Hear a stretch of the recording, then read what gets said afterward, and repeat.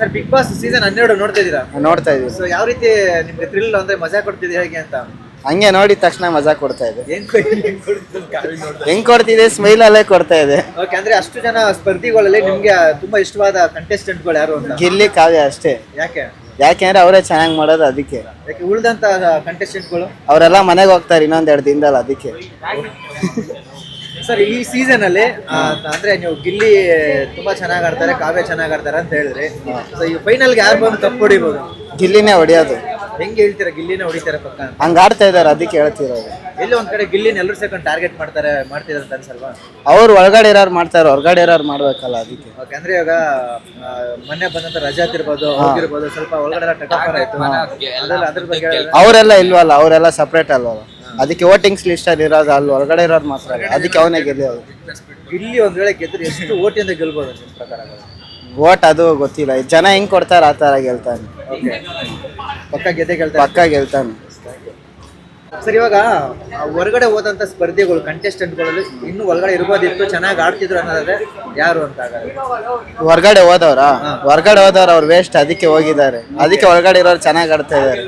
ಗಿಲ್ಲಿ ಅವಾಗ ಮತ್ತೆ ಪದೇ ಪ್ರಶ್ನೆ ಕೇಳ್ತಾ ಇದೀನಿ, ಯಾಕಂದ್ರೆ ಗಿಲ್ಲಿ ತುಂಬಾ ಚೆನ್ನಾಗಿ ಆಡ್ತಿದ್ರೆ ಎಲ್ಲರೂ ಗೊತ್ತಿರುವಂತದ್ದು. ಎಲ್ಲೋ ಕೆಲವರು ಗಿಲ್ಲಿನ ಟಾರ್ಗೆಟ್ ಮಾಡಿ ಅವ್ನ್ ಕಂಡ್ರೆ ಟಾರ್ಗೆಟ್ ಮಾಡ್ತಾ ಇದಾರೆ ಅಷ್ಟೇ. ನೆಕ್ಸ್ಟ್ ಬಿಗ್ ಬಾಸ್ ಸೇರ್ಬೇಕಂತ ಇದ್ದೀರಿ ನಮ್ಮ ಫ್ರೆಂಡ್ಸ್ ಎಲ್ಲ. ಸೇರಂಗಿದ್ರೆ ಒಂದು ಅವಕಾಶ ಕೊಡ್ರಿ, ಹೋಗ್ಬಿಟ್ಟು ಸೇರೋದ. ಸೇರ್ಬೇಕಂದ್ರೆ ಇಷ್ಟ ಐತೆ.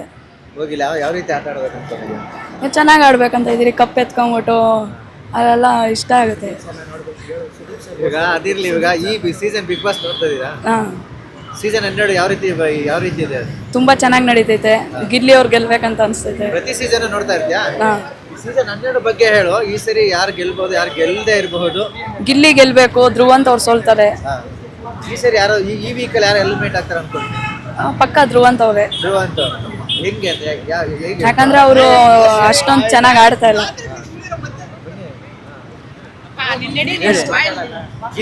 ಗಿಲ್ಲಿ ಬಗ್ಗೆ ಹೇಳ್ತಾ ಇದ್ರಿ. ಗಿಲ್ಲಿ ನಟ ಅವ್ರು ಚೆನ್ನಾಗಿ ಆಡ್ತವ್ರೆ. ಅವ್ರ ಹಂಗೆ ಮುಂದೆ ನಡ್ಸ್ಕೊಂಡು ಹೋದ್ರೆ. ಯಾರು ಚೆನ್ನಾಗಿ ಆಡಲ್ಲ ಅನ್ಸುತ್ತೆ ಒಳಗಡೆ? ಚೆನ್ನಾಗಿ ಆಡಲ್ಲ ಅಂದ್ರೆ ರಕ್ಷಿತಾ, ಧ್ರುವಂತು ಅವ್ರು ಚೆನ್ನಾಗಿ ಆಡಲ್ಲ.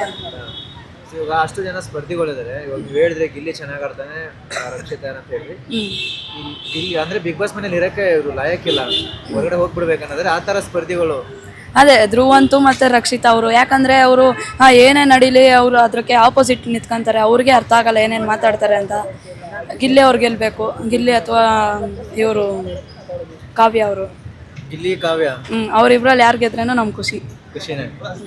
ದೊಡ್ಡವ ದೊಡ್ಡವ ದಾಸೆ ಕೊಡು, ಚಿಕ್ಕವ ಚಿಕ್ಕವ ಚಟ್ನಿ ಕೊಡು, ನಮ್ಮಪ್ಪ ರಾಜ ಕೊತ್ಮರಿ ಬೀಜ, ಸಾಗಕ ಸೊಪ್ಪು, ನೀವಿಬ್ರು ಮಾಡಿ ತಪ್ಪು. East or west, Gilli is the best. ಗಿಲ್ಲಿಗೆ ಸಿಗುತ್ತೆ ಕಪ್ಪು, ಬೇರೆಯವ್ರಿಗೆಲ್ಲ ಚಿಪ್ಪು.